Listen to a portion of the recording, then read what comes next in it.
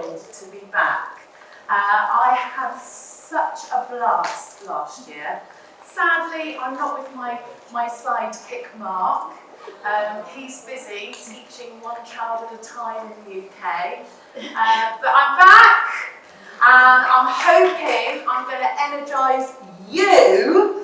And I've already thanked the translators, because I said when I get excited, I might talk very, very fast. So hold on to catch up. If I'm going too fast, just wave at me. I might wave back to you, and then realise what you need. So, are you ready this morning? I have to say, you are 2 hours ahead, so really I'd still be in bed. So, this is me when I wake up in the morning. I literally wake up like this every morning. Morning world! Anyway, I'm really thrilled to be here. We are going to do Making Maths Magic. I'm going to tell you a little bit of a story about myself, and I'm sure that my story will you'll go, that's me too, that's me. So for those of you that haven't met me before, is there anybody that hasn't met me before? Put your hands up. Oh. Hello. I'm Anita. I'm actually an early years teacher. I have been for 22 years, going into my 23rd year. I know I was 10 when I qualified. I'm looking that young. My passion is early years. It really is. It's educating those little minds, making them have those awe and wonder moments where everything is wow.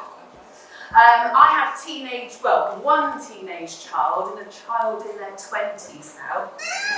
And I have to say, teenagers, no, give me a 3, 4, 5-year-old any day compared to teenagers. So I've been teaching for 23 years, going in my 23rd year, and I've actually been in charge of early years for probably 19 of those years. I've been the early years lead. I've also worked as an assistant head, and I've also done some work being a head teacher in the UK, stepping in for covering head teachers if they're poorly or a school's in need. I have to say, I'm really pleased to come back into the classroom after being a leader. And last March 2018, I was incredibly poorly, and I ended up being in hospital with the flu. And it was when I was in my bed, lying there, thinking, I think being a leader at the moment is sucking my happiness. It's not making me feel like I want to bounce out of bed and go, yay! Time to lead another school. So I decided I was going to be very brave or very stupid and go, I'm going to come away from working in a class full time. Now, I'm not poor and I'm certainly not rich, but I started working for Spread the Happiness, and I teach the Spread the Happiness way. I have done for the last 4 or 5 years, and today what I'm going to show you and talk you through, I wholeheartedly and completely passionate about. It works. Everything I'm going to tell you today, it truly works. So here I am. Last year I jetted over and I was talking about your happiness levels and being outstanding early years teachers and making the most of your time in the classroom with parties, shebangs, celebrating everything. And today I'm going to be here to talk to you about some maths ideas. I'm going to start with you though with a story about me. This was me. Well, clearly it wasn't me because it's a different colour hair. But this is what I felt like about maths.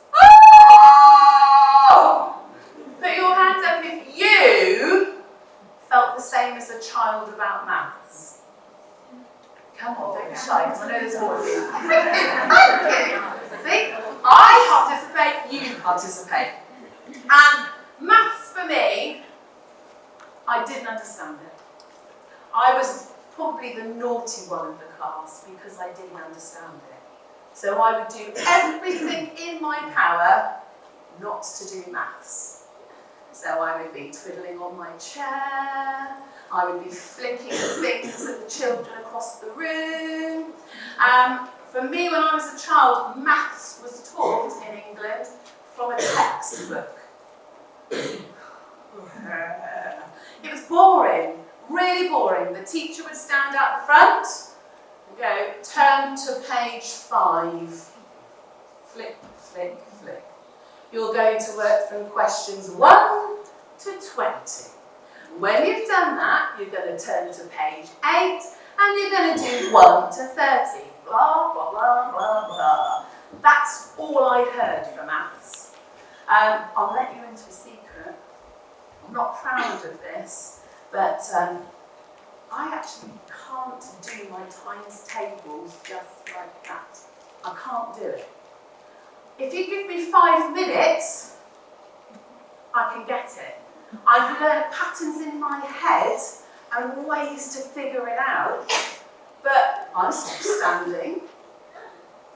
I'm not poor, I've got money in my bank, I manage bills, I've got a mortgage, I manage that, I've raised 2 children, so I think I did all right considering I was quite naughty. In secondary school, my maths lessons were spent laughing, talking, and writing love songs, which I'm going to show you in a moment. And I spent most of my time stood outside in the corridor because the teacher just got fed up with me. Anita, out! But I had more fun in the corridor.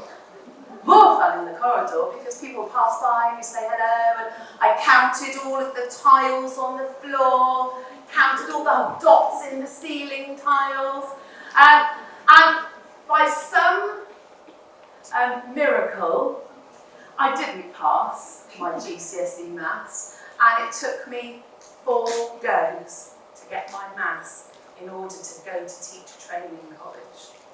Now I know I'm not the only one confessing to that in the room. I bet there's some of you here that A, hated maths, B, didn't understand it, C, still not quite sure about it. Put your hands up, come on. What goes on in this room stays in this room. No one's going to look at you and go, did you see her put her hand up? Brilliant, thank you for actually saying it. Yeah, maths. So when I became a teacher, it suddenly dawned on me, I've got to teach maths. Me teach maths. I used to say, thank you, I'm only teaching early years. Thank you, I'm only teaching early years. And actually, the greatest achievement for me was I went into teaching having a real love of maths. And I think no matter what our backgrounds are, what our feelings are about maths, whether we hate it, or don't like it, or love it, it's your chance to give your children that real love of maths. Right the minute they're born, start singing to them, start counting to them. I've been reading a recent research that's going on in the UK at the moment, that actually it says that children, as babies, from 18 months old, understand counting. They understand it. They don't know what it means yet, but they understand the counting. So the 1, 2, 3, 4. Counting gets recognised by the brain very early on. Now I know you probably talked a lot about the brain development yesterday with Helen, wasn't it? Was it Helen? Annie. Annie, yes. I was sneaking in on Facebook, seeing what you were all doing. So today I'm going to try and dispel any myths about maths, I still can't believe I laughed with my mum yesterday. She drove me to the airport in England. And she went, "Well, Anita, I'm so proud of you."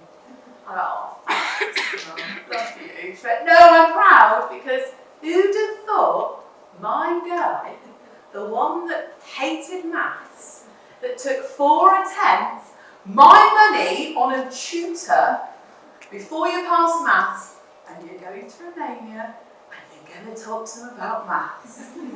I just sat there and went, "Yes, I am! Woo-hoo-hoo! Here we go!" So, I will use the whole of time, and I'm going to teach you the making maths magic way, because that's what it is. You know, I could have gone into teaching going, "Oh, I hate maths, so I might just not do it very well." But I was determined I was going to do the best I could for the children. My horrible feeling of maths, I wasn't going to pass that on to the children. And that's what, no matter what our stories is, we need to promote maths as being positive. It is fun. It is fun. Honestly, I found out it's really fun. Maths is fun.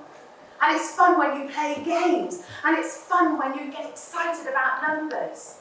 It's fun when you can learn in different ways. By seeing, by touching, by feeling. So, we're going to play a little game first, because I like to play games. And that's how I generate a bit of excitement and energy in my room by playing the games with the children. So, I'm not going to have a panic attack here, but I've put them somewhere.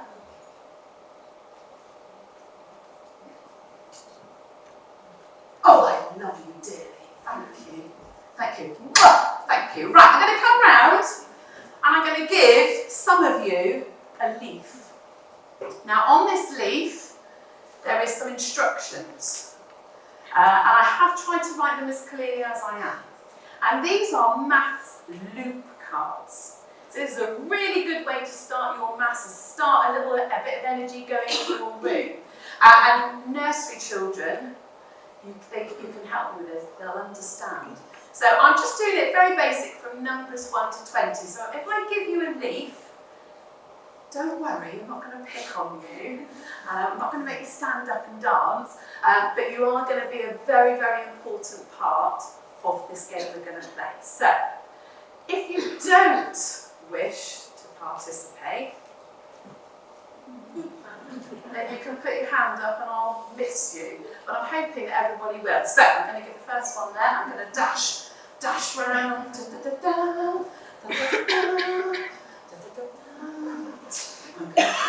Sorry.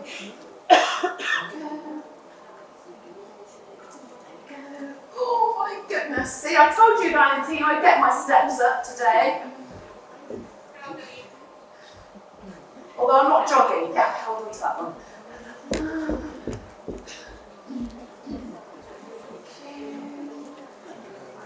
And please don't cry if I don't give you one, because that quite often happens in class.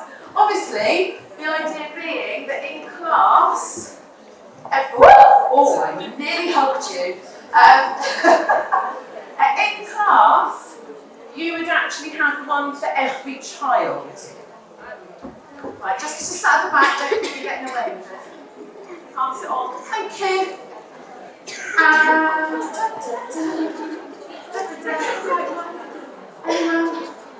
And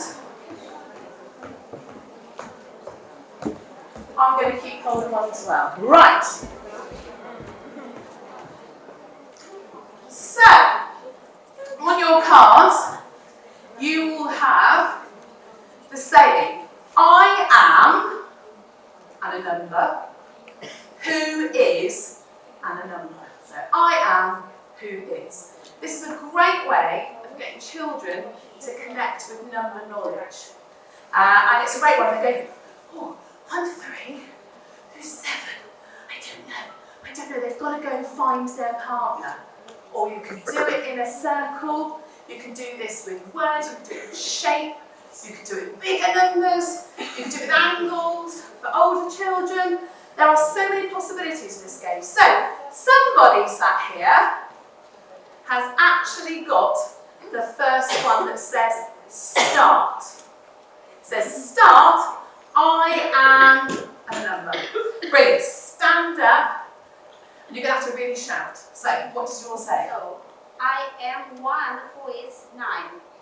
Who is 9? Now stand up, wave, and say what's on yours. Brilliant. Can you read it? She's 9 who is 2. I'm 9.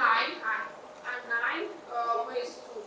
I am 9. Who is 2? Hello. 8. Who is 8? Hello, I am 8. Who is 11? 11.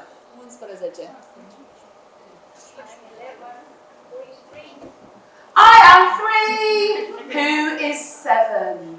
I am 7. Who is 13? Who's 13? I am. You is 4.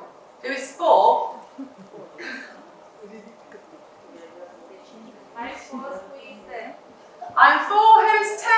I'm 10 who is 5. This is jobbing. Yes, see, we're getting those steps up today. I'm 5. Who is 12? Who's 12? I'm 12 who is 15. 15. She's British. You're 15. Who do you need? 6. I'm 6. who is 19. 19. I'm 19 who is 14. I'm 14 who is 16. I am 16. Who is 17? I'm 17 who is 20. Brilliant. I am 20. Who is 18? I am 18.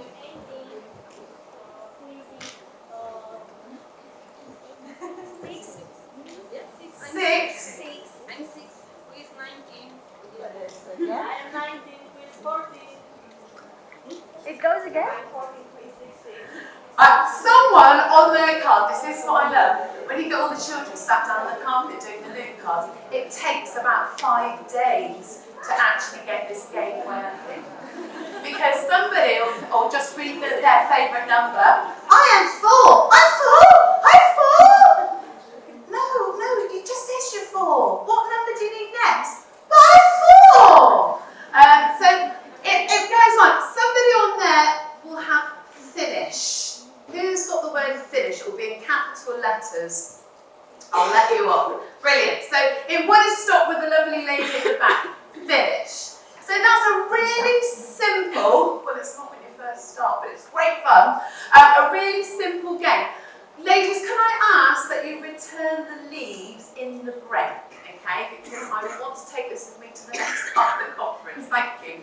So that's a really simple game that you can play to get them all started and warmed up with mental maths, with a bit of maths. And then you can go into doing your activities. It's a good way of the children hearing the numbers and seeing the numbers and actually working out that yes, you are 4, but there are other numbers bigger than 4 as well. So, love percentages. I was telling you that this is what I got caught out doing in my maths lessons. And if you've got older children who are really very good with their numbers, they might like doing this. So I'm going to show you what this is all about. And this is how I spent most of my secondary school days doing. And when my mum and dad went to parents' evening, they weren't impressed to know that I was actually very good at percentages. So I'm just going to turn this one over. So, back in my secondary school days, I had a soft spot for a boy. Oh, he was gorgeous. And he was called Sean Buttle. Back in those days, I wasn't called Anita Curtis. I was called Anita Halliwell, just like the Spice Girl, Jerry Halliwell. I feel sure she's my cousin. Okay, and then you would put the word loves. And my beau in secondary school, he was called Sean Buttle. Now listen, if you're going to post this on Facebook, will you just rub out the name? I'm not friends with him anymore, but I'm friends with his mum. So,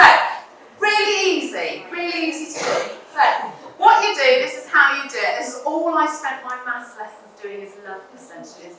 So you go, right, going to start with the first because he loves me. And I'm going to count all the L's in our names.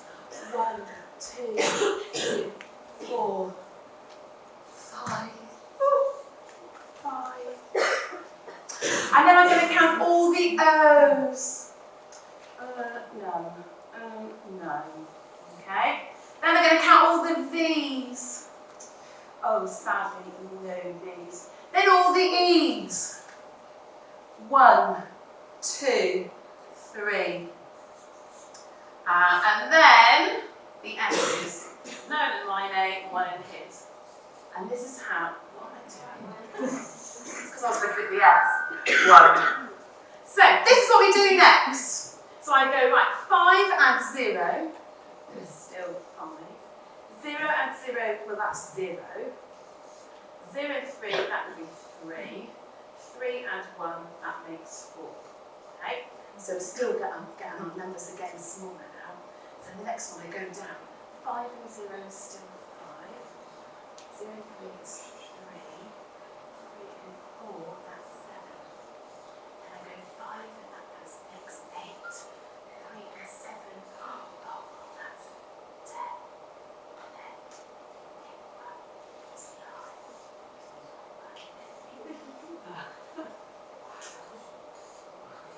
Oh, quick baby, put a ring on my finger. We're in love, 91%. Woo!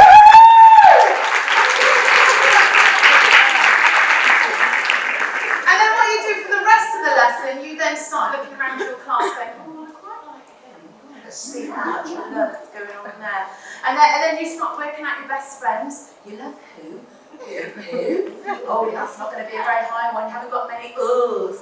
But as you can see, although I wasn't actually physically doing the lesson, I was still doing maths. So my childhood was spent mostly doing love percentages. Honestly, go home tonight, do it between you and your husband and see how much you love each other. It works, it works. Right. I didn't marry Sean, it's all right. I just thought his love would be just too much to handle 91%. So the thing is, maths is actually really exciting. And children love problem solving. Children love numbers. And no matter how small they are, the bigger the number, whoa, the more fascinating. There's a lovely book called How to Count a Million, or What Does a Million Look Like? It's got penguins. And it's absolutely beautiful. And young children are fascinated by numbers that are bigger than how old they are. And I love it that you can joke with young children going, how old are you today? You're 4. Oh, I'm 8. Are you? My mummy's 9. Is she? I'm younger than your mum. And children have an understanding about numbers very early on. Like I said to you, there's research to show that actually babies are very aware of counting. They don't understand what it is or what it looks like, but they understand it, the verbal side.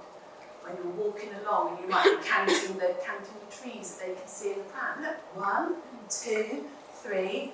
Even if they're not answering you, it's all going in. It's all going in. I remember when I was pregnant, I used to put headphones over my bum and I used to play all the little nursery rhymes to that. And my mum went, what are you doing? What are you doing? So what, starting young, they're going to hear it. And I firmly believe that both my children are so much better at maths than what I was, and I think it's due to me starting in the womb with counting songs. I'm convinced of it. So the thing is, with children, there's a right and there's a wrong with maths. And children like that. Children like the fact that numbers can be right or they are wrong. There's so much in a little one's life that is endless. Don't worry, it's okay. We tend to comfort our children. Don't worry, you've got it wrong. But actually children like that. No, I've got it wrong, so I've got to figure out what's right. And through having a fun approach to maths, children are oblivious that if they get it wrong, then actually it's like, oh! Particularly with young ones, it's like, well, yeah, that's not quite the right answer, but let's go and find again. There is so many wonderful maths things out there that are no longer, there's so many wonderful maths things out there. Those textbooks that I was taught with, they're gone. And thank goodness they've gone as well, because you can't teach children sat static doing workbooks. You know, that is, you're going to switch off, and you're going to switch off that flame in children's minds about what maths could be. So, we played that game. I did it a bit early. I do apologise, I got a bit excited. So, we believe with the Spread the Happiness that there is a bit of, this is quite a professional sort of more with office workers, people like that, they stick to these strategies and models. It's called the SWOT model. So that's strengths, weaknesses, opportunities, and threats. Now, threats, what that's meant by is actually what could stop things from happening. What could potentially wreck a session? What potentially do you feel you haven't got as a threat to being a great maths teacher? So what I want you to do is I want you to think about these 4 areas. Think about you as an educator, you personally. I've shared most of mine with you. I want you to think now about what are your strengths. What are your strengths in maths teaching? The teaching of numbers, the teaching of maths. I want you to also think about what are your weaknesses.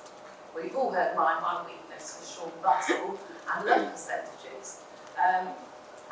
What opportunities are you right now in your setting, in the schools, in the nurseries, in the provisions you're in? What opportunities are you providing for maths? And then lastly, I want you to have a think about what are your threats. And that could be anything. It could be anything. It could be down to resources. It could be down to lack of knowledge. I put my hand up with that first of all when I started teaching. I didn't have a Scooby-Doo, a clue what was going on. And I want you just to think about that now, and I want you to jot them down. Because if you don't jot it down, it doesn't make you think of it. So I'm going to give you 5 minutes. You can talk to the person next to you. I want you to jot down, what are your strengths in maths? What are you good at? What are you really good at doing? What are you not so good at? What do you provide in your setting, in your role? And what are your threats? Okay, 5 minutes, off you go. Jot them down. What are your strengths? What are your weaknesses?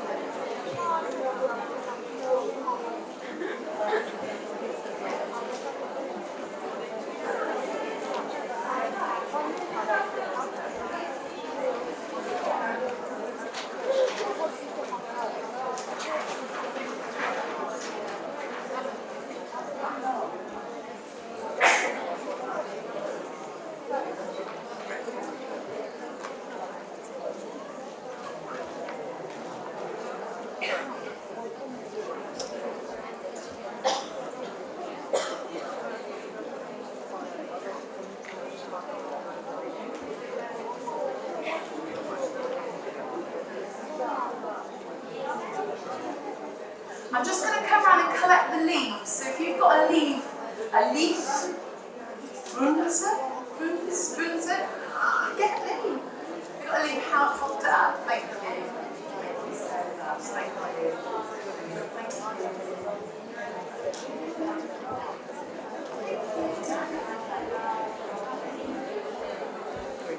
Thank you so much. Thank you.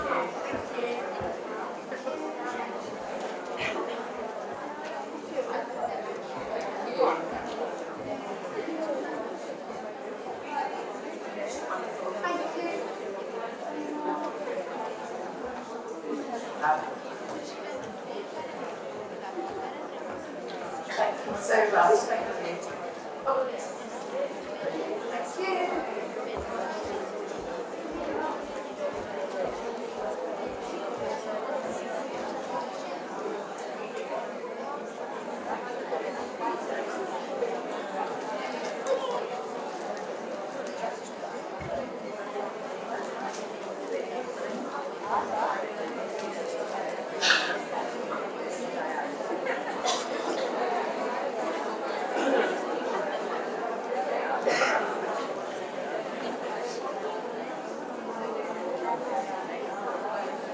Right, just a couple of moments.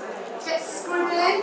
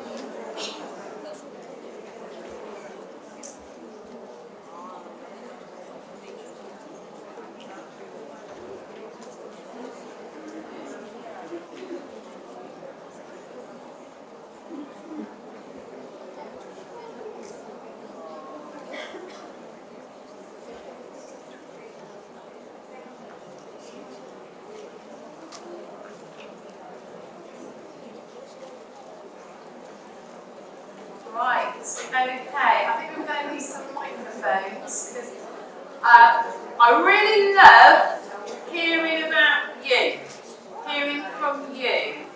I'd love to know as much about your strengths and weaknesses here in Romania, because I know that we both come from very different educational settings. And it would be really interesting to see if your strengths and weaknesses are the same and how we can best connect into that. So, strengths. What do you feel you're really good at? Is there anybody that is brave enough to stand up and share? If I can do it up in front here, so can you. Thank you. Hello. What are your strengths? Hello. I love handwriting numbers. I love handwriting, especially numbers. Brilliant. So it's the formation Yeah. of it. From 2, I can make a swan. Brilliant, yes. Yeah. And I love adding. That's all. Some of that, yeah, so like a bit of adding. And do you like to involve lots of practical counting and adding when you're doing it? Yeah. And about my weaknesses. Yeah. Not having an inspiring method, making the children to enjoy math from early ages, not making them to work as theoretically, but making them to enjoy. Yeah, exactly. Right, hopefully you can take lots of things back I'm going to share with you today. Thank you so much. Anybody else like to share what their strengths are? Strengths and weaknesses. We've got Christina down here. Yeah, Christina, what are your strengths and then your weaknesses? Da, eu consider, lucrez și într-o grădiniță care este de la țară și am foarte mult material didactic din natură.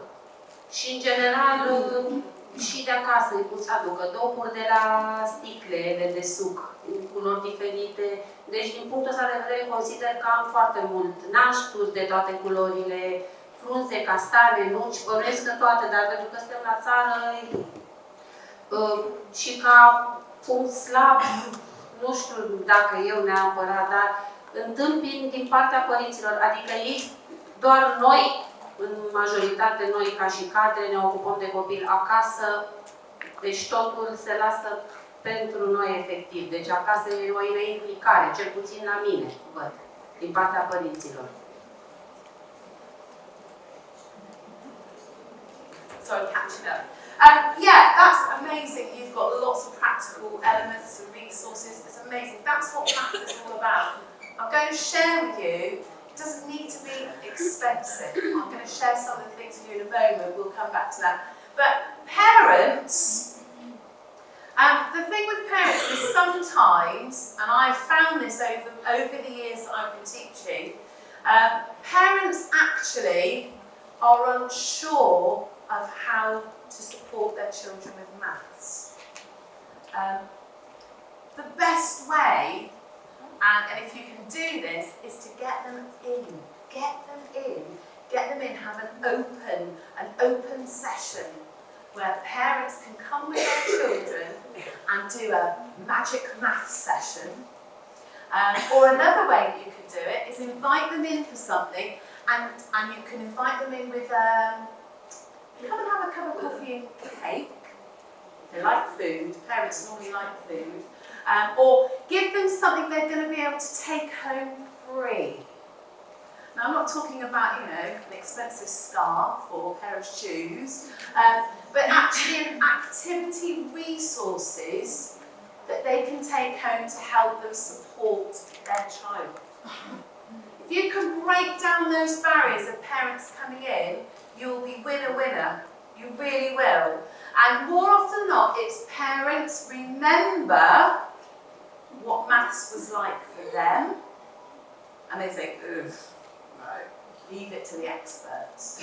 And actually, it's the parents that need to come and work with their children and find out what maths is all about. That maths is fun. It's not sat there learning like a parrot. It's actually far more fun than that. Thank you very much, Christina. Anybody else like to share their strengths and their weaknesses? Hello, there's nearly 200 of you. Thank you. Over here. Brilliant. În ceea ce privește activitățile de matematică la grădiniță, pot spune că am avut o abordare un pic diferită față de acea clasică, o activitate clasică. Stăm la măsuțe, numărăm jetoane sau scriem elemente grafice care alcătuiesc cifre. E foarte multă mișcare. Dacă predau cifra corespunzătoare numărului 2, îi determin pe copii efectiv să alerge prin clasă și să caute două obiecte, nu știu cum, două obiecte pe dedesubt, implic și poziții spațiale. Jumătate din activitate este dinamică și atunci copiii se amuză, rețin. O altă abordare în ceea ce privește implicarea părinților. Fie că ești la stat, fie că ești la privat, fie că ești la oraș sau fie că ești la țară, părinții sunt așa cum sunt, din păcate sau din fericire. Și atunci m-am gândit la o variantă în care să implic pe părinți mai mult, dar cu ajutorul copiilor. Pentru că, dacă ești la privat, cu părere de rău vă spun, se gândesc, plătesc și asta este. Trebuie să te ocupi tu. Am scris pe un cartonaș, dragă părinte, te rog frumos să-mi pregătești sau să mă ajut să-mi aduci. Puncte. Copilul auzea acel cuvânt și îmi desena imaginea. 3 dopuri. O sticlă, un carton. La sfârșitul zilei au plecat cu acea hârtiuță acasă. Părintele a primit această hârtiuță de la copil, iar copilul a insistat să-și pregătească materialul cu mama. Și atunci am început să primesc telefoane. Haideți, doamnă, dar n-aveți dopuri. Haideți, doamnă, dar n-aveți sticle. Avem, dar nu avem suficiente. Deci copilul m-a ajutat pe mine să-l trag de mână pe părinte. Nu a fost ușor, a fost o provocare. Dar, după câteva luni, vreau să vă spun că se așteptau să mai primească ceva. Da, uite, mă simt și eu utilă. Măcar am de pregătit ceva, sunt și eu implicată. Relația mea cu copilul s-a mai îmbunătățit un pic. Dar n-a fost ușor, asta vreau să vă spun. Că trebuie să fim un pic creative. Acum, depinde și de oameni. Trebuie să ai răbdare. Mulțumesc! Yay! That's my lesson here. And actually it is about perseverance and not being afraid of parents. Most of us are going to be parents, or we are parents, or we might want to be parents, or we've got our own parents. But actually, I think regardless of whether you're public or whether you're private, it's your child. Your child is at the heart of education. And if you can get that bond with your parents, and it's persistence in keep sending those notes. Don't be afraid of a parent where they say, well, I'm paying for my child, so you can do it. Has to work in partnership. So important. Thank you so much. Okay, we're going to move on. What opportunities are you providing now? And what are your threats? So remember, threats are what problems are you encountering? What is stopping you? What is stopping you from making maths magic? What is stopping you and your provision from being the best example of maths? Anita, shall we try to have short answers? Maybe we Yes, can please. have Yes, more. please. Short answers, I think, will help everybody. Yes. Okay. So I think what I'm more interested in is what are your threats? What is stopping you at the moment? Is it timetabling? Is it resources? Is it, we've heard, parents can be stopping. Is it your setting, your environment? Your mind. Money. Or the mind. All this stuff here. Yeah. Run. În cazul copiilor de 3 ani se știe foarte Hang on. Okay, În cazul copiilor de 3 ani se știe foarte bine că frecvența la grădiniță nu este una continuă din cauza stării de sănătate. Deci asta eu consider o amenințare, faptul că nu am continuitate în procesul de învățare. Predau ceva ora aceasta, la consolidare nu va mai fi copilul prezent pentru că se îmbolnăvește. Yeah. And this is, with maths, math is continuous every day. And it's don't teach one thing one day, and then expect your children to be experts the next day. Hello, it doesn't work like that. What you need to be doing is you need to be teaching the same thing in a fashion every single day. A little bit. And when your children have got it, then it's time to move on. And I think, from experience, that's what happened at secondary school with me, is it just ran away too fast. And you will know some children in your setting that will have it one day, go, yeah, I can count to 4, yes. The next day, because they're poorly, or they're ill, or just they've not had enough sleep, they're completely like, no idea. And I think it's a little bit consistent. Maths shouldn't be for hours on end. And it needs to be done in a play-based, hands-on, practical situation. Thank you. Is there any more threats? Brilliant. Over here. Ca și o altă amenințare pe care eu o găsesc acum, în momentul de față, grație colegii mele care mi-a ridicat mingea la fileu, tot legat de continuitate, eu sunt de părere că și continuitatea în familie, adică exact ce ai spus și tu, Anita, mai devreme, de parteneriatul dintre grădiniță sau unitatea de învățământ și părinți este foarte important, această continuitate. Părintele, când își ia copilul de la școală, de la grădiniță, să-l întrebe pe copil, ce ai mai făcut astăzi? Hai, ne jucăm, cum te-ai jucat tu asta la grădiniță? Am numărat, mami, hai să numărăm împreună. Deci continuitatea e importantă și din acest punct de vedere, după părerea mea. Mulțumesc!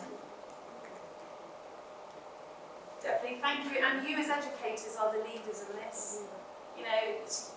You've got opportunities here to actually help teach your parents what it looks like, what good maths looks like. Right, we're going to take one more. Lovely lady over here, thank you.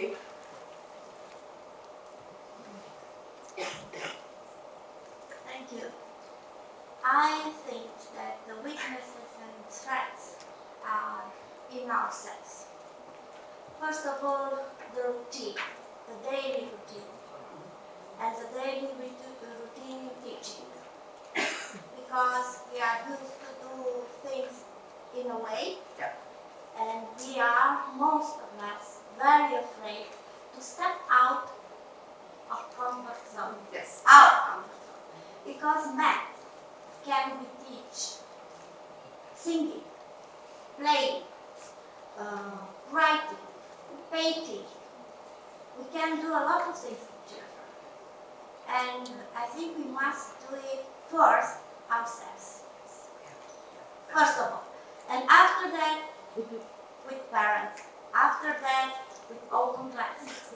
After that, to invite them to see how glad the children are, how happy the children are, singing and counting the words.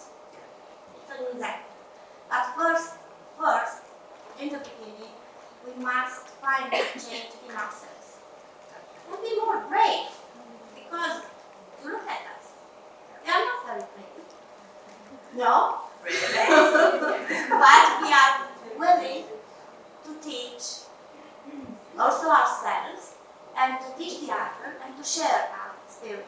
And this is very good. And thank you for that. Thank you, thank you. Okay, so thank you for sharing. And do you know what? I'd love to literally, perhaps I've one more. This lovely lady here. I'm so sorry to have too weak. That's my weakness.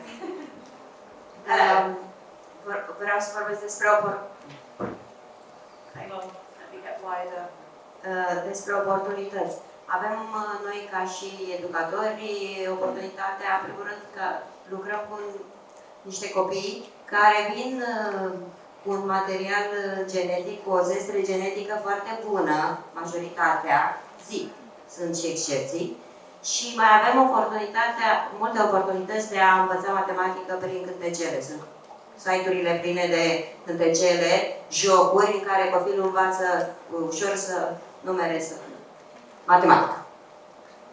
Mulțumesc! Thank you. Brilliant, brilliant. And that's another way of targeting your parents for maths, is that they've all got their mobiles, all got their mobile phones. So get a website, get some ideas, photographs of games you play, get the children, record the children telling their mums and dads about a fun way they've worked out a problem. You know, give them a task that they have to go and do at home, such as, you know, what does a million look like? I think the parents would love you for that. But give them challenges and also share on your website, and because parents can access all that on their phones and their laptops. Thank you so much. It's really interesting to hear that you're not alone. UK teachers worldwide are all having the same issues, the same problems. So be rest assured you're not alone, and parents will always be the number one. But we're gonna combat that. So anyway, when I came last year, I'm not going to do it full on now. I was talking about magic wand therapy, and the thing is that us as educators, we could go on all morning now, couldn't we, having a good old whinge about what our threats are, what our weaknesses are, and actually we know what they are. You've written them down. You've written them down. We've now got to get over it. Okay, and that's the one thing. Just as Valentina says, it's your mental attitude. It's up here. How you feel, or we can't do this, we can't do that. Most English teachers will go, well, we don't have the resources. We don't have the money to buy the resources. And that's always the biggest weakness that will come out from those teachers. But what they're not seeing is actually, you don't need very much resources. You can collect loads of natural resources. So this is something we need to do. We need to just get over it. And magic wand therapy is a great way. If you've got a moan, if you've got a whinge, you think you're not very good, or somebody's upset you, you have your magic wand therapy. And with maths, believe me, I've used this a lot. I have a good old moan, my partner listens to me, and then I'm going to wave my wand, get over it. because now is the time to start to change. If you don't feel confident about maths, let's change that. Let's change that. Let's have a bit of fun with maths, and actually you will learn to love it. I hated it, but I love it now so much. I'm always thinking of different ideas, thinking, oh, that's so exciting. And I generally get excited about numbers. That because I'm excited, I go, woo! We're going to look at the number 2 today. Oh, I love the number 2 because the number 2 has a 1 and a 1. We put them together, it makes 2. Woo! And I get really excited, and the children are like, oh, I want a bit of that. I love 2. I love 2. Like Mrs. Curtis, I love 2. And it's about how you introduce things to children. Like, I go back to my teacher who presented me with the textbook and said, page 5, 1 to 20, page 8, 1 to 30, off you go. Oh, you know, how can you get excited about that? So actually, you can be a master of disguise, because you could come across as a very, very good mathematician, even though you might not feel it inside. Children won't know. You give them that fun experience. So, got to wave my wand, get over it, let's move on. So, oh yes. Now, this is obviously your worst nightmare. And I want you to think now about your maths sessions. So, are you making maths magic, or are you making just one big mess? You know when you say to children, oh, put out these activities, yeah, go and do a bit of that, and you turn your back, and that's what it looks like. So are you planning your maths sessions to get children focused in a practical way, or are you letting it be a free-for-all? And putting a bit of this out, a bit of that out, a bit of this out, and then going, off you go and do maths. Because more often than not, that's what it's going to look like. And actually, it's how do you know the learning is going on with that? So I want you to start thinking about actually how you present your maths to your children, what activities you put out, and is it just that down activity, or is it a physical activity? Is it an outside activity? Is it an inside activity?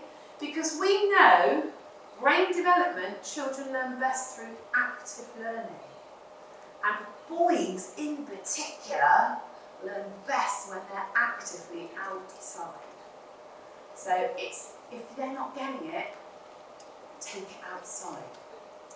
I always love looking at this because it reminds me of when I was training to be a teacher, and I was very naive, and I thought I was like, yeah, I know what I'm doing.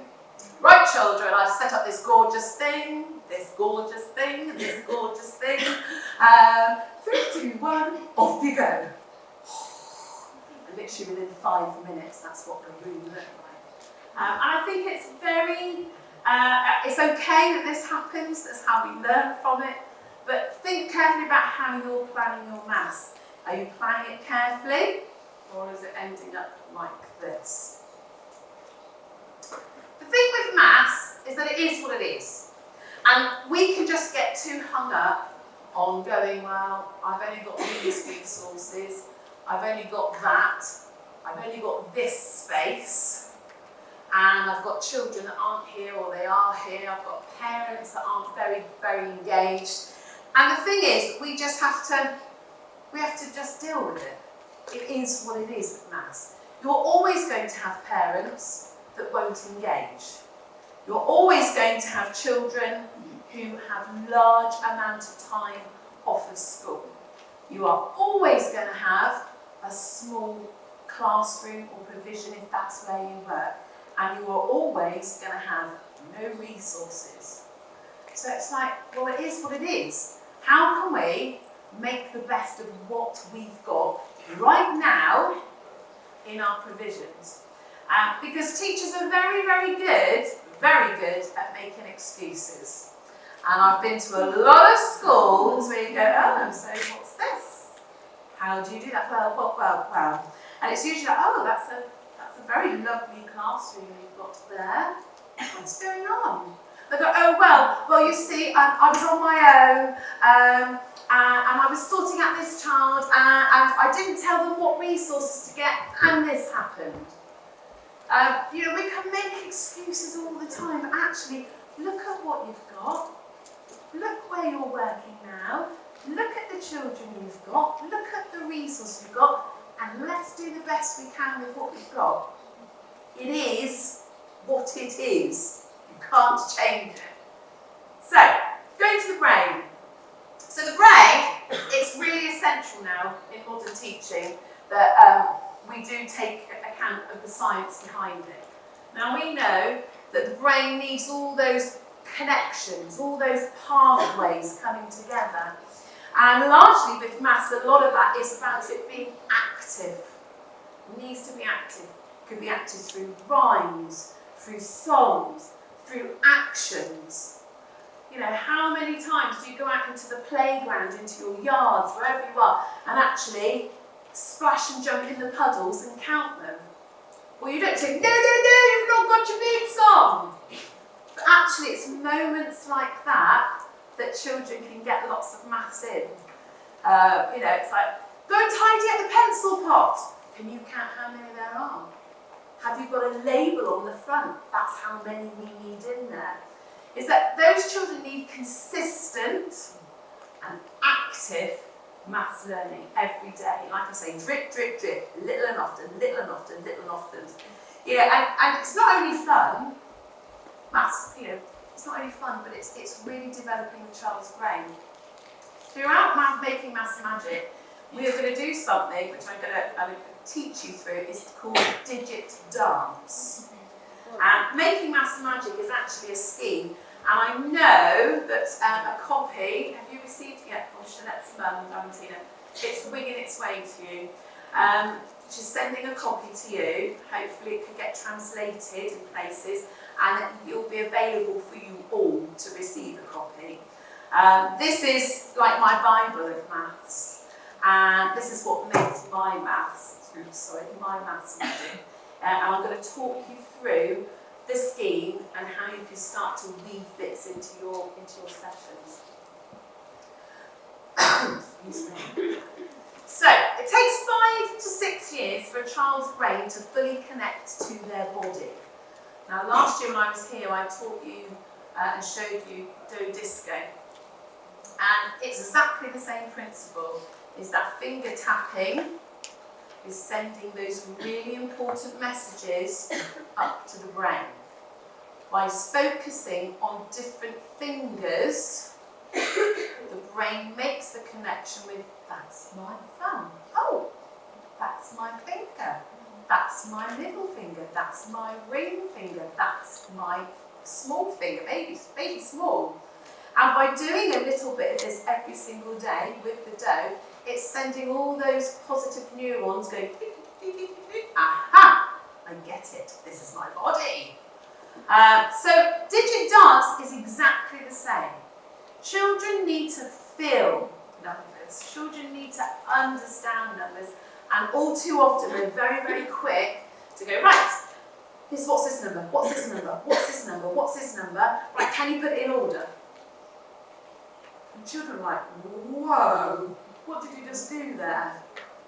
I can only remember 1, and I know 4 because I'm 4. I know 2 because I'm 2, but whoa, did you just mention a bigger number like 7? How do I know where that goes? I think we're very, very quick to speed the process along. We just need to slow it down. And it goes a long way into explaining why our early years environment are really busy, because active learning is key to helping the brain develop and helping the brain go, ha-ha, I know those numbers. In the Spread the Happiness way, the way that I teach it as well as Spread the Happiness is, in a day, we always teach maths in the afternoon. And English teachers usually go, what? You teach it in the afternoon? Oh my goodness, but they're tired. they're restless. And actually, no, they're not. Teaching maths in an afternoon after children have had their lunch, they've had a bit of an active time outside, teaching them in the afternoon is allowing them to process all of the literacy and the phonics and the squiggling and the do disco. It's giving them time over the lunch period to process everything. It's almost like a clean slate. When they come to the afternoon, we find that children are more receptive, more ready to actually have a go with maths. So we move it to the afternoon, particularly as they've been well fed, they're ready to go. Because maths sessions should be very quick. Your input, your educated teacher input, needs to be a very small part. The rest of the afternoon needs to be their chance to have a go, their chance to do it. Right, we're going to play another game, because I can see you glazing over. Okay, I need 3 volunteers. Oh, don't all shout at once. Thank you. 1, 2, 3. Thank you very much. Right. This is a really quick game you can play. Once your children, they know the formation of their numbers, and they know what each number means, you can do this with a whole class or with a group, or just 3 children. So you're going to have 1, that's yours, if you want to come round, I don't want you to trip up. Ooh. So we're going to have 1 of you this side, okay, and you the other side, that'd be brilliant, okay. What you do is you're going to stand back to back, okay, back to back. That's it, just don't trip over, right. Now, great one to do. So your children have learned their number formation. They've learned what numbers to 10 are, or to 20, because they're absolutely amazing. You're going to play this like a quick draw game. The third person, which could also be the whole class, but there's so many of you, I don't want you all to shout out to be like, whoa! You're going to choose a number, and you're going to write it down, but you're not allowed to look. Okay, so you will both do it at the same time. Okay, so you're just going to write the number. You're not even going to look at the board. You're just going to write the number. So do you want to do that now? Brilliant. Now, the third person, or the whole class, is going to actually add those 2 numbers together. So ladies, I get you just to walk forward, then everyone can see, thank you, what the 2 numbers are. So, the person here will go, right, can you say what's the total number? Can you shout out, what's the total number if you added them together? 13. So 13. So the number is 13. So what would happen is, you know what number you've written, you know what number you've written. The first person to shout out what they think their partner's number is gets a point. And it's a good way for a team. So, okay, so it's 13. You're just so clever. 3 and 10. 13. You did 3. What did your partner do? Yes, okay, thank you. Oh, I've got my headphones. Well done. Right, let's do it again. Okay, this time. Go on then, so we can make it a bit back to back.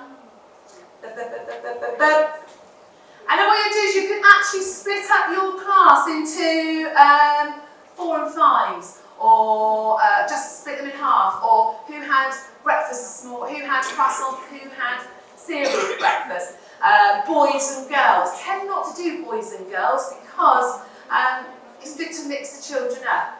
But you can have one team against the other. It'll be the best of 5. So instantly, children are like, oh, I know that one. Right, go again. Write another number. Any number. Right. Yeah.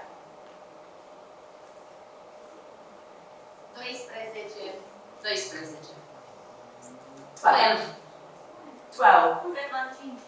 So they would get the point. So they would get the point, but then you would just check for this one, what would you have said if you had been first? So that's another quick fire game. Thank you very much, ladies. Can I give you a round of applause? Thank you.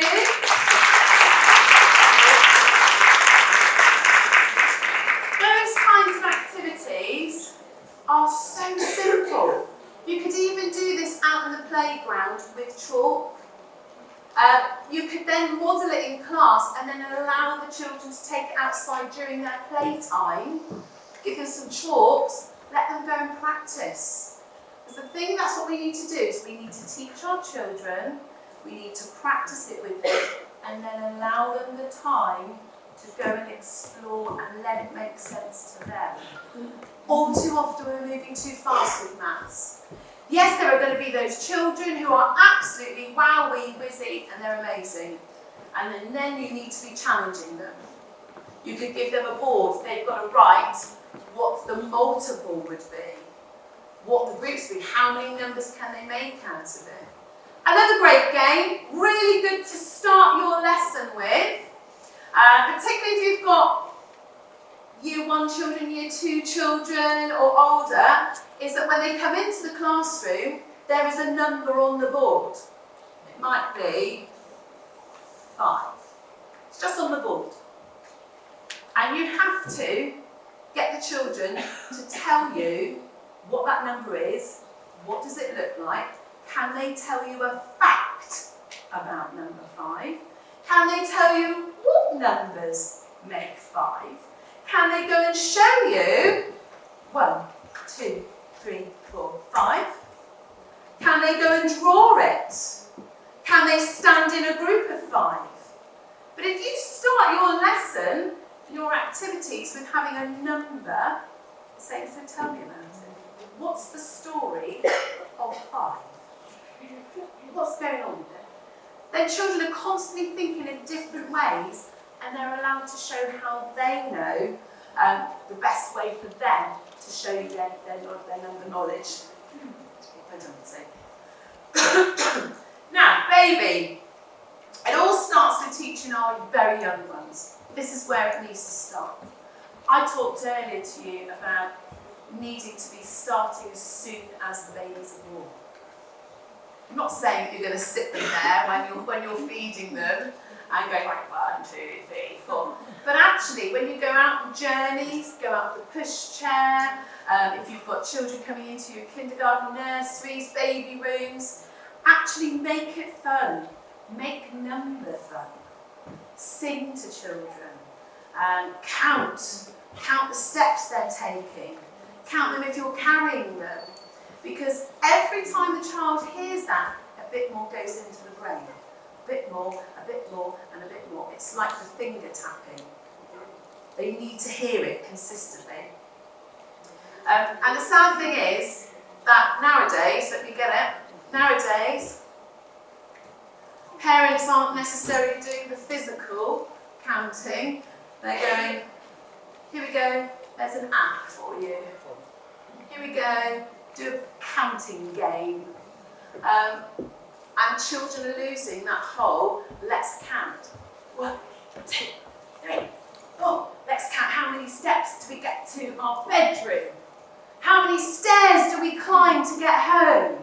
Let's see how many yellow cars we can see on our journey home. I remember being with my 2 children when they were really tiny, in the car, counting how many red lorries we could see, how many motorbikes we could see, how many big lorries. We have massive lorries called Eddie Stobart lorries, and the children love them. They've all got different names on the front. And there's simple things like that. They don't cost money. They just don't cost money. You know, when you could go out on a walk with your children, we're going to find 5 things today. You're going, our number today is 5. We're going to collect 5 things. You know, it's simple things like don't just start with 0. I'm going to tell you why we don't start with 0, because it is not helpful to children at all. active. I'm going to do a little bit of digit dance soon with you, and that is really simple. Really simple. The only resource you would need for digit dance is some flipper flappers, we call them, pieces of material. Now, if you haven't got material, tissue. If you haven't got tissue, scarves. They don't have to cost a lot of money at all. There are simple ways that you can make these resources. But every child in your group, in your class, in your setting, needs to have flipper flappers. So tomorrow, when you go back, if you haven't got them already, go and see how you can get flipper flappers into your setting. And have you got parents that are good at making things? Get them to help you. Show them what you want them to do. So it's really simple. Flipper flappers need to be big enough to hold like this for digit dance. Okay? And the best way is to make them bright and colourful. Children love bright and colourful ones. Unicorns, we've got teddy bears, gnomes, bears. Make them as bright and as colourful as you can, because children love it. That's the way to make them go, whoa, I want to go to that, I want to go.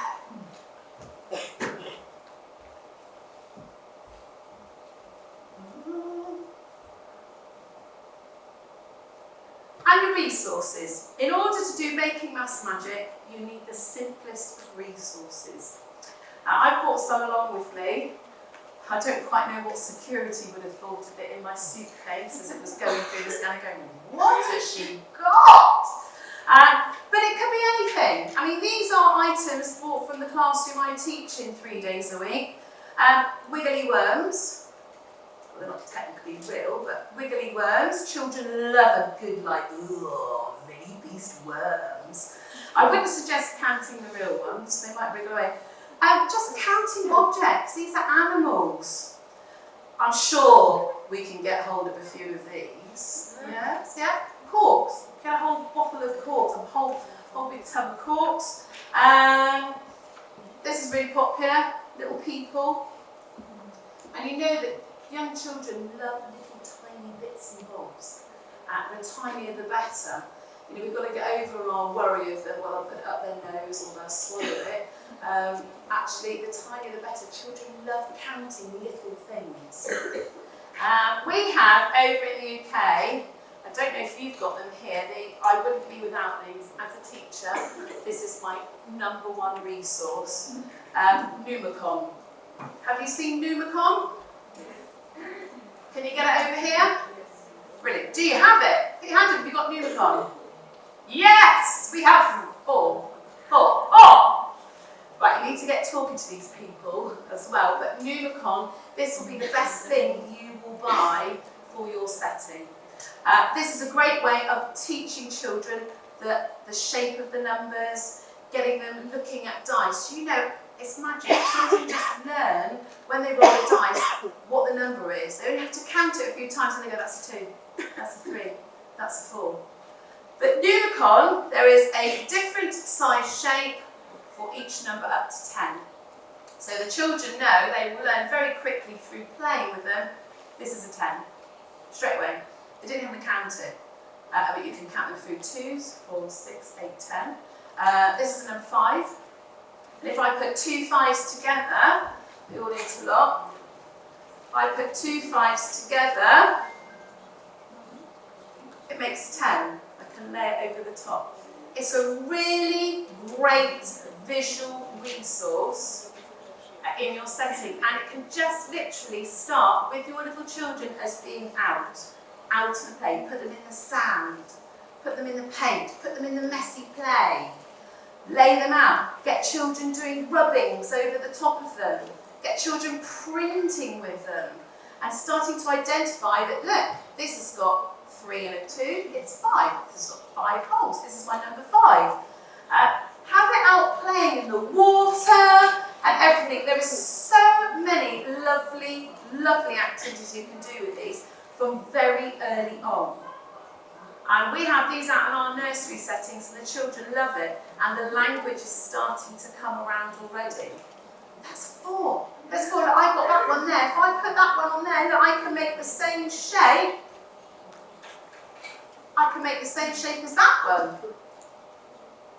And what is wonderful about Nuicon, and I wish I was sponsored by them, I would be a very rich lady, and you know, I'm not in no way affiliated with them, but I honestly, this is one of my go-to resources for maths. I think it's excellent.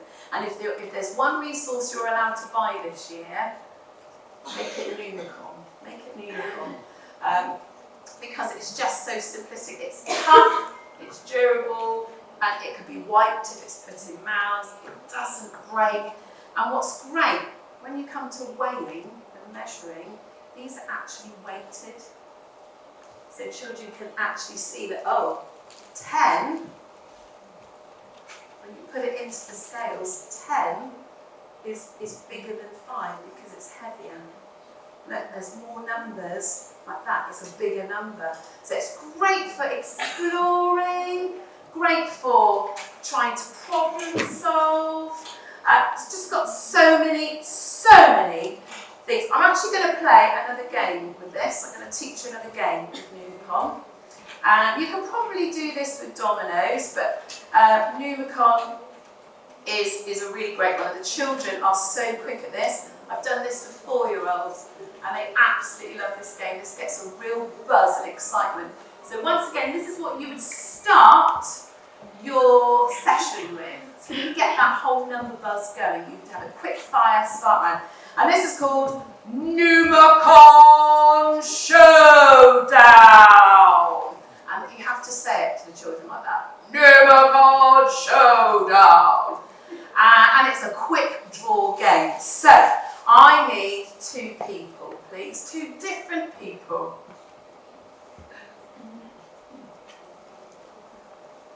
Thank you. I'm not scary, I promise you.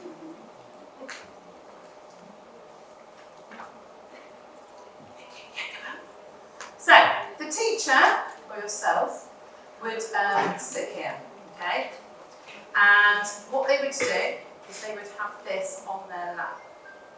And you would stand with your children either side for Nuicon Showdown. And this is a quick draw.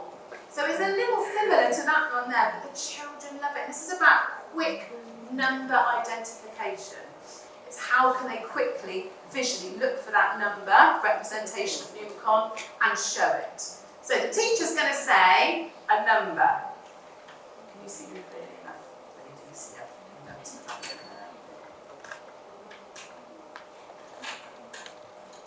Okay. Right, let's take that out. It's going to get messy. Now, I would normally spread them out on the carpet, but because we're grown-ups, I'm trusting you to do this without upsetting. So the teacher's going to call out a number. So say I would say 10. It's the quickest one to draw it out of the box and show us 10. And then you say, children, have they got it right? Have they got it right? Have they got it right? Yes. Right, put it back. Okay, you ready? 1, 2. 1, 2, 3, 4.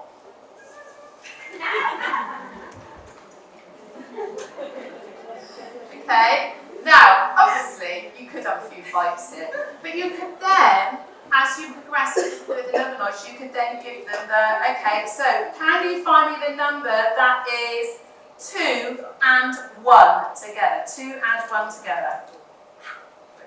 So then you could have children that keeping the scores, you could have somebody writing up the scores for each group, do tally types. Right, okay, put them back. Okay, we're going to do another quick draw. I'm actually going to put it down there. Right. Ooh, careful. Right. Can you find me? You're going to find 2 numbers now, because we're going to make it a bit tricky, because you're very good at this game, and I'm assessing you as being very good. I'm going to get you. I'm going to get you. There's a lot of cheating going on. We'll have it right there. Right, okay. So, I'm going to say, I want you to find me 2 numbers. And the first number is 1 more than, so you can see I'm changing my questions, 1 more than 3. Brilliant. The next number I want to find is 2 more than 6. 2 more than 6.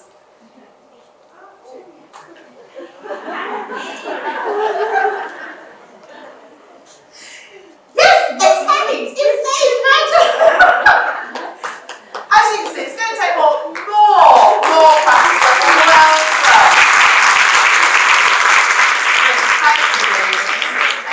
But can you see the different kinds of language, and you can tune it into going, okay, I'm going to give you an adding sum. What's the answer? You know, it could be that you can then pitch. It's not a case of pitching them against each other, but it's a quick recall of the numbers and of the shapes. So these are all simple numbers that you could do with dominoes as well. They've got to count up a bit faster. Or you could have some objects and you ask them to quickly pick up a number of objects to give to you. So our idea is actually getting children excited by playing games such as this. It's getting that buzz already going, oh, it's brilliant, it's brilliant, it's brilliant. Thank you for doing that. But Rubicon, if this is the only resource you get this year, and I'd love to say I could get royalties from it, but no. But that is really a must for you. Children absolutely love it, and it really helps with the knowledge of the numbers, putting them together, what those numbers look like all together. So, showing you my simple resources. I literally went shopping in one of my local supermarkets yesterday before I came, and these, I'm not sure about what this equates to, but this is literally 99 pence. So that is nothing. And these, it doesn't matter if they get ruined, they can be chucked away. But these are all great counting things. I'm going to but these are great for teaching groups of as well. Actually getting bundles of them tied together for groups of. These are all things you would need to teach making maths magic. I'm going to just put them and sprinkle them all on the floor like this because I'm leading up to showing you another idea. Pom-poms! Can't go wrong with pom-poms. If you can't afford them, make them. Make them. Why don't you set your children the task of making doing pom-poms? I'm just going to sprinkle those as well. And feathers. Feathers are really lovely to use to count with as well. They're nice and light, you can use them for weighing, measuring, making patterns. I'm not going to do the whole pattern. I can do that. And also, I'm going to add all of the accounting things that I've brought, and a few of these as well. Now,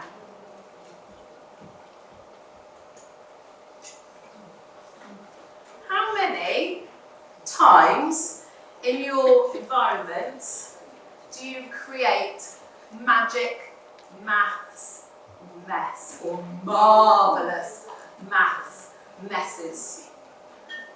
It's not going back to that picture of the classroom like, wow! Actually, this is a creative mess that will serve a huge purpose for your little children.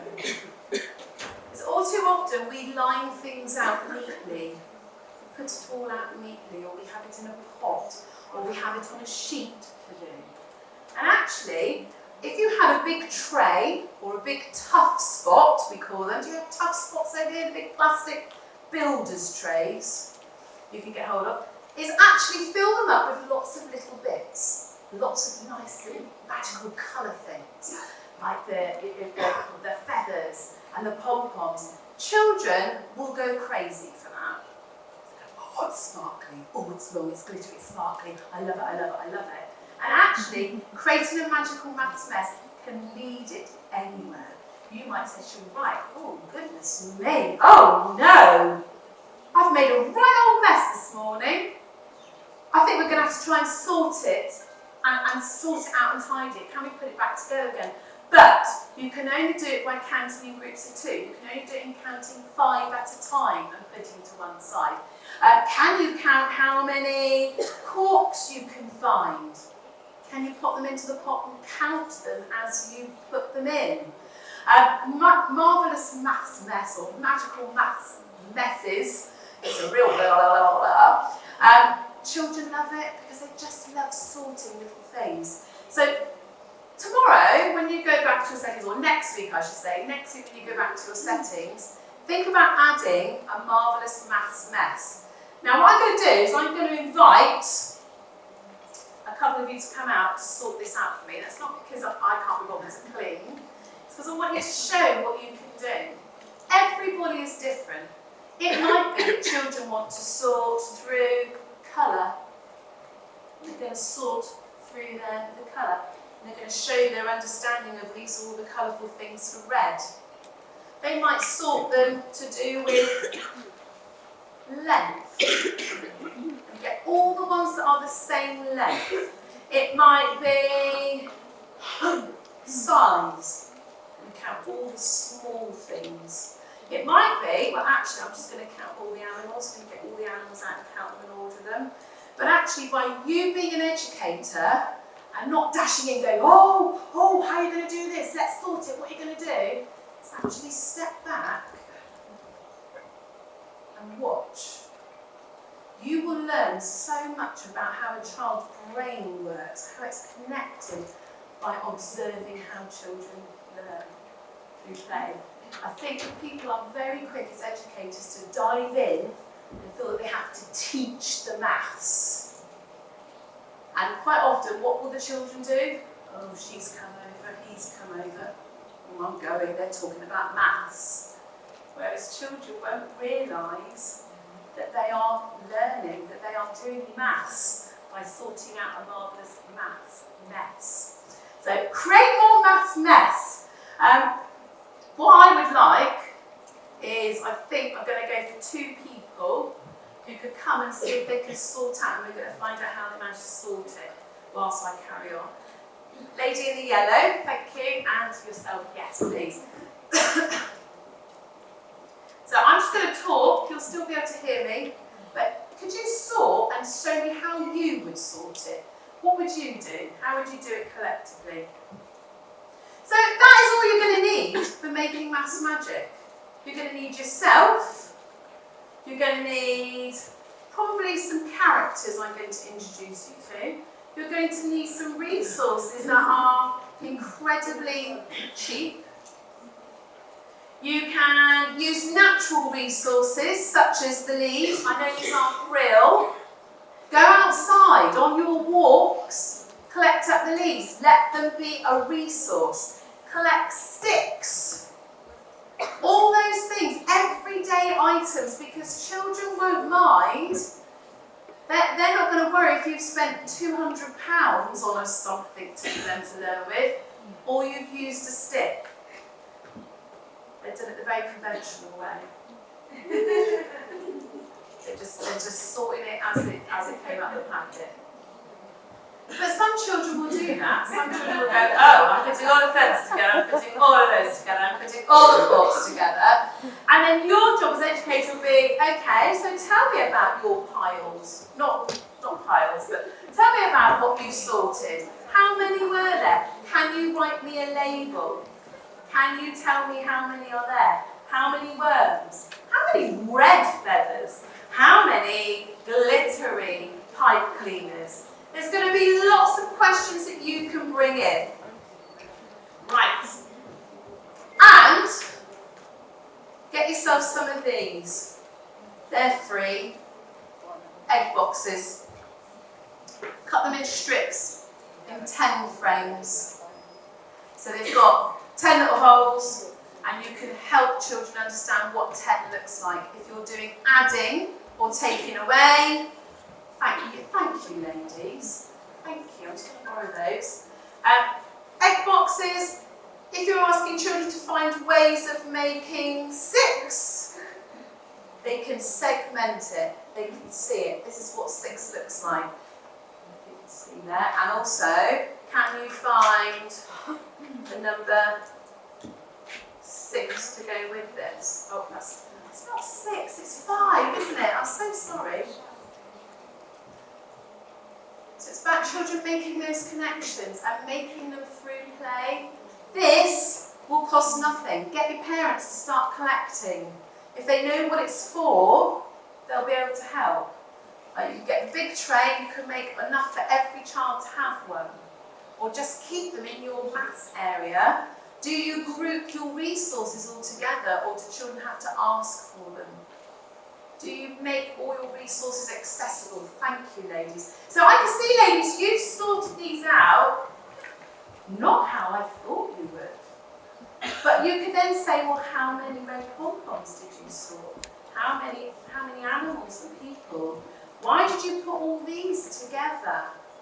So there's lots of mathematical language that can come out of those. Oh, sorry, sparkly. Get the sparkly, sorry. Thank you very much, ladies. Thank you very much for your help. That then lends itself. That's fine. Perfect. Thank you. And that's a really simple. Not only do you get your resources tidied, but it's the language, it's the inquisitiveness, it's the investigating, it's the exploring. And when you've got a group of children all round having a rummage and having a sort and pulling out things, they are going to be talking mathematically, because you can sit back and listen in, and you will realise, wow, they're actually learning great things. So, we are almost going to break for a cup of coffee in a moment. I'm going to now go into what making maths magic looks like. So we've talked about the resources. You won't need to spend out lots of money. You will already have these resources with you in your setting. The next thing I'm going to say, what you need in your setting for maths is a number line. Now, every room, every classroom should have access to a number line. The one thing we say through Spread the Happiness is that on your number line, do not have 0. Now, lots of people will be like, 0? We have to have 0, it's a number. Yeah, 0 is a number, and we love 0. We think it's amazing and it's a gorgeous number, but it's not going to go on our number line. And I'll tell you the reason why. When children are young and they start to learn to count, and they're counting objects or counting fingers, if they've learnt 0, 1, 2, 3, 4, 5, 6, 7, 8, 9, 10, what's going to happen when they count? When you get them counting their objects? They're going to get it wrong every time. They're going to go 0, 1, 2, 3. That's where you will see the one-to-one correspondence of counting will not work. So even though we think we're doing a great job of teaching them about 0, actually we're setting them up for having a bit of a counting disaster before they've even started. So we always say have your number line start with 1. But it's extremely important you talk to them about 0 being there, how 0 is nothing, and how 0 you will see with other numbers, because it changes to mean this in 10. So please have a number line. And you'll notice, this used to be my classroom before I left my full-time classroom. I haven't gone on the computer and found a number line that somebody's already made and just printed it off and stuck it up. Because children will not make that connection to a printed, laminated thing stuck on the wall. But instead, every child has made or collaged a number. The children have made that. Now, the only thing I got from the computer was the outline, was the template of the number. And then I literally got out everything in my classroom, feathers, sequins, felt tip pens, glittery glitter everywhere. And my classroom did look like the one picture I showed you earlier. Ripped up tissue paper, sticky bits, noodles, pasta. And every child had a number, and every child decorates that number. And whilst they're decorating that number, they're making that connection of, I'm decorating number 8, this is my number, 8. Now, you know that children are so clever, that they know not only what their number is, but they'll know what their best friend's number is. Oh yeah, well I know my best friend, she did number 11, I did number 8, and little Johnny, he did 5, he is 5, you know, and Mrs. Curtis, she had to do 20 because we only had 19 children, so that's Mrs. Curtis's. Children are so amazing, they know where they are in a line in the register, and they will know who every single person is and which number they've done. That is another boon for them learning the numbers. It's instantly like number 8. Number 8, that's my number. Number 20, that's Mrs. Curtis's number. And I know that has a 2 and that has a 0. And my friend Johnny, he's doing number 5, and you do a number 5 like that. That's his up there. So by having a self-made class number line, you are instantly winning. Instantly winning, you get your children going, ha, ha, I know. Now you will notice, it's up really high. And I had to have a very big step ladder to put it up that high. And we say, in Making Maths Magic, get your number line up as high as you can in your classroom. All too often as early years professionals, we are told, put everything at child's height. You need to see it. But you and I know that if everything is at child's height, when they're lining up to go home or at the classroom, and all your lovely number lines are put here, what happens to it? They get bent, they get torn, they get picked at, and children are blue tack monsters. They pinch the sticky that comes out. I don't know where it goes. We have a whole class of blue tack monsters. So your lovely, well-prepared resource is ruined being at child's height. So we say, get up high. And this is the fascinating fact of why it's up high. You know when you have children sat down and you ask them a question and you feel like you're the only one in the room speaking the language that you are? You know when children are like,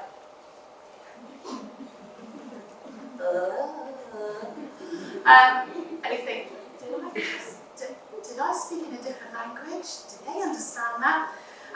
More often than not, you will have certain children, if you ask them a question, one, they go, oh, she's asked me a question, help, I don't know. And usually with maths, you'll find the fear is asking a child a question. Okay, watch their eyes, because you will see this happen, and you probably do it yourself, is that when you're thinking or trying to recall an answer or something you remember, you instantly look up. You notice it when you're talking to a friend and you ask them a question and they think, oh, they go, that's not just because they're being thick or going, it's because what's happening is they are searching their brain for that particular room that holds that answer. And it's the same with children, you see it so clearly. By putting your number line up really high, and they've all made their own numbers, they've all learned who's made whose, that by putting it up high and counting with the children with it up high, when it comes to maths problems, maths questions, maths when they're all on the carpet, even if the number line's behind them and they're looking that way, you ask them a number recall and they will go, they're doing is they are actually in their head playing that number line that's behind them. Oh, okay, yeah, so what's 1 more than 8? Oh, yeah, it's 9. Oh, that's the one. Oh, yeah, that's Tiana's number 9. Number 9, it goes like this. Okay, so give children a little bit of time when they're answering and have a look. It's fascinating, but it truly works. So we say put your number line up high. The same can be done with your alphabet freeze. When I came last year, we did a bit of rap to read, and we did the word frunze. Yeah. And it's the same principle. If you're teaching a new word, take the word card, put it up in the air, swipe it up, because children will be looking up there. When they go up to think, when they need to think of the answer, they'll go up and they'll search their rooms up there, and they can actually visualise that number line. Right, I think, I don't know about you, I'm ready for a cup of coffee or something.